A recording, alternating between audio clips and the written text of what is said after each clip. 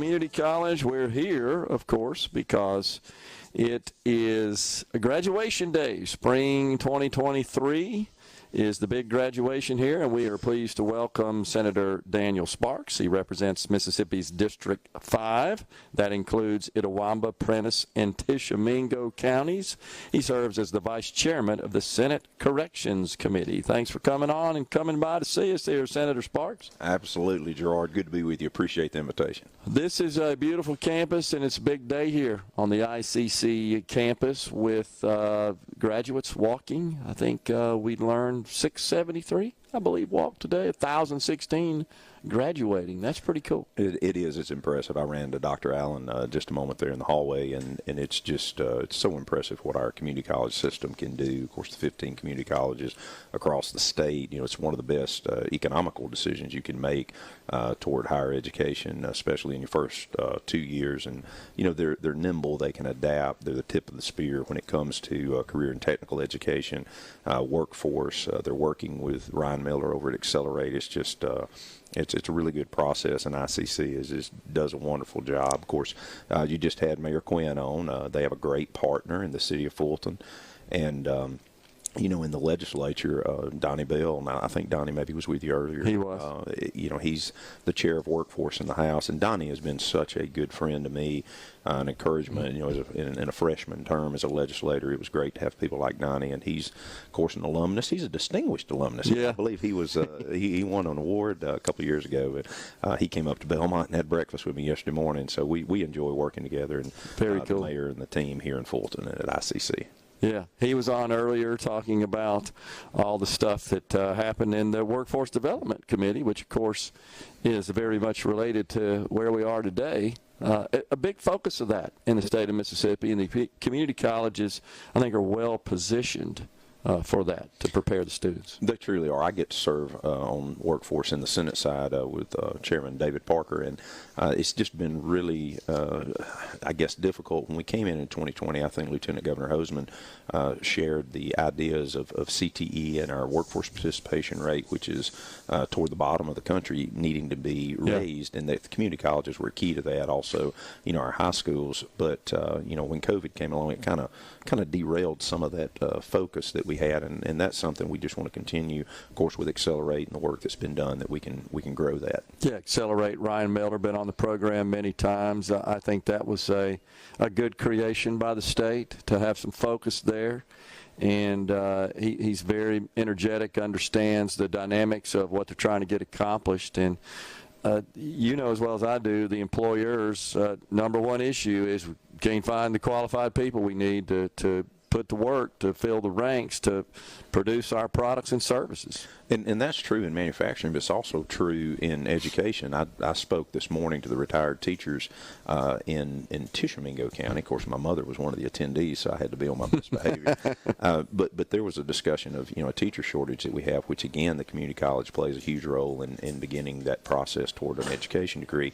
But you're right. It's not just in manufacturing. We're seeing it in professional jobs, nursing. That's another area that community colleges have been extremely strong, is in nursing. We had 4 bills this year in the Senate, right, particularly that dealt with hospitals and some of the things that we're doing. One of those was a grant program to expand nursing capacity, and so I was excited to support the Lieutenant Governor and the presenters on that bill, and I think that'll help our community colleges. Some grants, right? Yes, the program specifically for that. Specifically, and I think it was $18 million. Don't hold me to that, but I think Okay. that was the number, and more so, I think, out of the ARPA funds as well. In the form of student loan forgiveness, was it not? That's correct. In other words, it was an opportunity to draw people in, but also to build out capacity. We did a nursing grant program, but we also had some monies put aside to actually build out the capacity because you need more instructors, or maybe you need more classrooms. A lot of our schools are tapped as it relates to resources, but they have more people who want to go into that field of nursing. Yeah. So I think that will be helpful. Desperately needed. Let's talk about the Corrections Committee, which you serve as the vice chair. What did you get done this year that you want to share with us? You know, this year, I think Chairman Barnett had made this mention before, too. We were evaluating a lot this year. We passed several pieces of legislation the first 3 years. We're trying to see the impact of that, particularly some of these work programs with our counties. I had pushed for 3 years to try to get MDOC to pay a better rate to our county jails when they're housing MDOC inmates.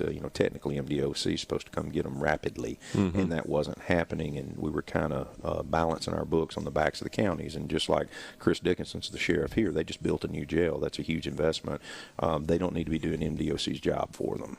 People need to be where the training is, where other things are that they can participate in. But we've you know my background. I'm an accounting major like you from Ole Miss, and economics and all that, and taxation. I look at these contracts, and I just want us to do a better job, not just at MDOC, but across the board. I think we need to look at the RFP and RFQ process. I think that we've got service contracts that fall outside of a request for proposal.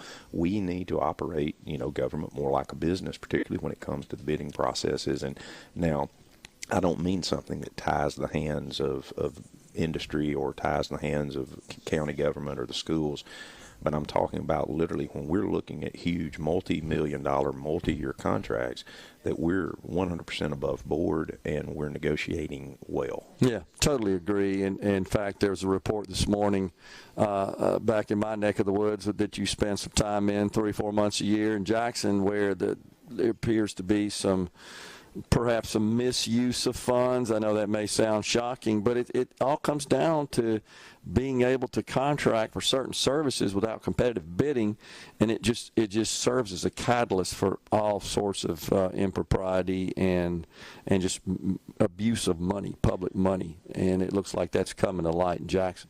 Well, you hit the nail on the head. It's public money. That money is the money that's been taken from the taxpayers, and then we're expected to provide services, core functions of government, things of that nature. And we can argue over what's a core function of government, or, should we cover this, should we not cover that? Right. But we should not ever disagree that transparency in the contracting process, that we've gotten the best. They always say, I don't want to be the cheapest. I want to be the best bargain. Right, best value. That's right, best value. That's right. Yep, totally agree. And what essentially what happened in Jackson, it all has to do with contracts for cleaning services during COVID that just looked suspicious at a minimum. And so even the Jackson Paper, Clarion Ledger picked up on that. We've got election year on our hands. Yes, sir. How are you? I am blessed and thankful that I am running unopposed. I appreciate you and Bell. Yeah. How'd you get that? Well, I think Bell pulled me across the finish line. I got you. The people in Tishomingo, Itawamba, and Prentice County have been very good to me, and I hope that they're proud of the work we've done. And I do feel like going back for a second term, there's a level of understanding of the process that I want to be more effective for the people that I represent. But I'm excited. Well, you know as well as I do, arguably the most contentious race of the election season is going to be the primary for lieutenant governor. Maybe it's neck and neck with the general election for governor, but certainly the primary with sitting Lieutenant Governor Delbert Hosemann, whom I believe you support and have shown that, and I think actually produced a video to that effect. Did you not recently? I did. There were a couple of things. First of all, I appreciate the opportunity to work with Lieutenant Governor Hosemann. I do endorse him. It doesn't mean I agree with him on every issue or I'll vote with him or things of that nature. Sure. I just believe he's the best leader for that job in the state of Mississippi. The video came as a result of me pushing back on a little bit of the McDaniel campaign messaging that I thought was not accurate based on personal experience serving in the Senate. Okay. And their response, instead of replying, was to block me on social media. That's the first time I think that's ever happened. I saw that. Yep. So I said, well, okay, I'll just use my own social media and put some videos out. So I'm through video 2 of 10. We're going to discuss exciting things like election. 2 of 10? Yes. Okay. Yes. Election integrity. We're going to talk about committee chairmanship. And he's thrown that one out, made a really nice ad. He just forgot to say that Lieutenant Governor Reeves had 13 Democratic chairmen. In his first term, he had 17, and Governor Bryant had 19. So I just want him to tell us what he's going to do for the state of Mississippi instead of telling the state of Mississippi what we're all doing wrong. And I guess I take it a little personal, when someone implies that the Senate members who represent over 50,000 people apiece. Yep. I represent these 3 counties we talked about. Yep. They didn't send a guy down there who's shy and bashful. They didn't send a guy down there that does not represent their interest. They sent somebody down there that's going to speak up, speak often for them. I understand. And I did. And so I'll have to admit, I've also taken to the campaign trail. Yep. I'm going to show up more than Flat Stanley where he's at. So I'm going to push back on that. We only got a few seconds left, but I got to ask you the ballot initiative process. You were nice on the last visit to talk about that. What do you see? We going to get anything done, you think? Yeah, I think we will. I think the statutory route is what everybody's talking about. Yep. The signature issue, I think we can get that worked out. Okay. I do hate that it didn't happen last year because it's being part of the political process. Yep. Governor Hosemann pushed to get a second version back through, and we just didn't get it through the House that time, and so I think we will work together. We got some good people. Sounds good. Appreciate you coming on as always, Senator Daniel Sparks. Good Thanks to see you, sir. Yep, you got it. We're coming right back in the Element Well Studios with Nina Struther, the Director of Marketing and Community Engagement at Itawamba Community